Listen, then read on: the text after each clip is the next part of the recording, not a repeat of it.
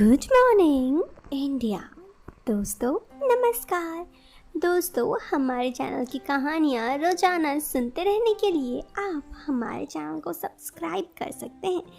साथ ही इस वीडियो के पसंद आने पर वीडियो को लाइक करना ना भूलें। दोस्तों कहानी शुरू करने से पहले आपसे एक छोटी सी विनती। इस कहानी को सुनते वक्त आप चाहें तो ईयरफोन या फिर हेडफोन का उपयोग कर सकते हैं। इससे इस कहानी की ऑडियो आपको पसंद आएगी जब आपके कानों तक पहुंचेगी। चलिए अब इस प्यारी सी कहानी को शुरू करते हैं। तो दोस्तों बात कॉलेज की है और सूरज की है।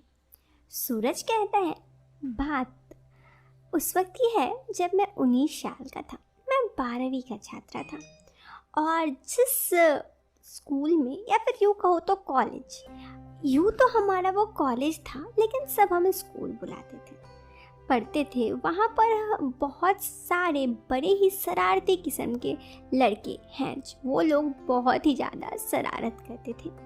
हमारे स्कूल में एक ही कौशल सर है। उनका छवि तो हम सब ने बिगाड़ कर ही रखा। वो बड़े ही अटपटे और देखकर ही हंसी आ जाते ऐसे इंसान थे। उनका शरीर भी इतना बड़ा था कि सब लोग उन्हें देख के हंसते। उनकी टोन तो इतनी ज़्यादा बड़ी थी कि जब वो काफ़ी दूर से आते तो सब लोग उन्हें देख लेते और जैसे ही वो क्लास के अंदर आते तो सब लोग उनके पेट की तरफ ही देख पाते। उनका पेट इतना बड़ा था कि उसे देखकर हम हंसने लगते। खैर इससे हम उन्हें बहुत अच्छा भी लगता। वो एक हमारे बीच मजाक के पात्र तो जरूर थे।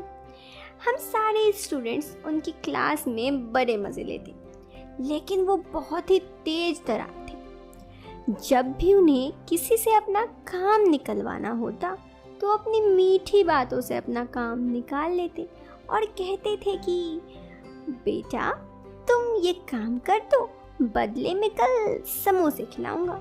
लेकिन उनके समोसे कभी नहीं आते भाई साहब, और ना ही अगला दिन कभी आता। इसी वजह से हम सब स्टूडेंट्स उन्हें देखकर इधर उधर भागते। उनसे डर लगता कि यदि कुछ काम कह देंगे तो वो अपना काम तो निकलवा के ही रहेंगे। खैर ये भी क्या लाइफ थी, अच्छी लाइफ तो थी। अब बताता हूँ कि उस दिन क्या हुआ।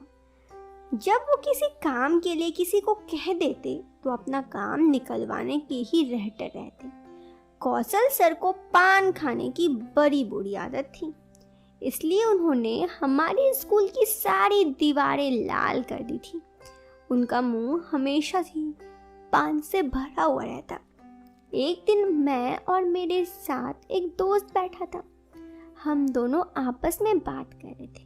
तभी कौशल सर ने हमें देख लिया और कहने लगे क्या तुम दोनों खाली हो? मैं उन्हें हाँ में से हिलाया। क्या काम है? वो कहने लगे मैंने अपना घर बदली किया है तो तुम्हें मेरे साथ मेरा घर जाना होगा। मैं सोचने लगा आज तो बहुत बुरी तरह से फंसा और ये मुझसे अपना काम तो करवा के ही रहेंगे। मेरे दोस्त के मन ही में यही बात सोच रहा था, लेकिन जब उन्होंने कहा कि जिस दिन काम होगा उस दिन तुम दोनों आना, तो हम दोनों को ये बात सुनी तो हम दोनों के दिल में थोड़ी राहत की सांस ली और हम दोनों शांत मुद्रा में कौशल सर से बात करने लगे। उसके बाद कौशल सर की बात हमेशा ही गजब होती। खैर उसके बाद वाले दिन की बात है। हुआ कुछ यूँ कि उनके मुंह से पहले तो कुछ समझ में नहीं आता। यदि उनसे कोई बात समझ में आता तो उनके बाद उन्हें मुंह देखकर बड़ी हंसी आती। वो उस दिन हमारे पास मेंढी खड़े थे और हम बहुत सारी चीज़ें समझने लगे। एक तो एक कान से उनकी बात सुन रहा था, दूसरी कान से उसकी बात निकाल रहा था। मैं सिर्फ हाँ में हाँ मिला रहा था। मैंने काफ़ी देर तक उनकी बात सुनी और जब उन्होंने जाने की निर्णय किए तो हम दोनों दोस्त खुश हो गए। जब वो चले गए तो मैंने अपने दोस्त कौशल सर भी हम लोगों से बड़े काम करवाते हैं कहा। तो मेरे दोस्त ने कहा वो कहने लगे, तुम ये बात तो बिल्कुल सही कह रहे हो, लेकिन अब उन्हें इन सब चीज़ों की आदत हो चुकी है, इसलिए वो सब से ही जमकर काम करवाते हैं। मैं और मेरे दोस्त भी उसके बाद क्लास पढ़ने चले गए। हम दोनों ने उस दिन क्लास पढ़ी। जब मैं घर वापस आया तो मेरी मॉम ने मेरे लिए हलवा बनाया था। मैंने जब ये हलवा खाया तो वो कहने लगी कि आज मैं तुम्हारे लिए हलवा बनाया। मैं अपनी मॉम से पूछा कि आज आपने मेरे लिए बनाया? तो वो कहने लगी, हाँ, मैं काफ़ी दिनों से तुम्हारे लिए कुछ बनाया नहीं था, तो मैंने सोचा तुम्हारे लिए हलवा बना दूँ, क्योंकि तुम्हें हलवा बहुत पसंद है।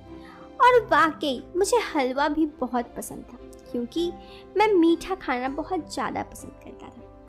फिर कुछ दिनों बाद की बात है, कौशल सर ने मुझे कहा, तुम आज मेरे साथ घर चलो। लेकिन उस दिन मेरा दोस्त नहीं आया था। मैं बड़ी दुविधा में फंस गया। मैं घर जाऊंगा उनका तो बहुत काम करवाएंगे। खैर, वो तो अकेले ही हैं। मैं अब बैंड बजा देंगे, मुझसे ही सारा काम करवाएंगे। जब मैं उस दिन उस सर के साथ उनका घर गया तो घर के सामने काफ़ी सामान बिखरा पड़ा था। वो कहने लगी, वो सामान तुम अच्छे से शिफ्ट करा दो। मैं वो सामान देखकर हैरान हो गया और मेरे मानो पसीने छूटने लगे। मैं सोचने लगा, इतना सारा सामान मैं अकेले कैसे रखूँगा।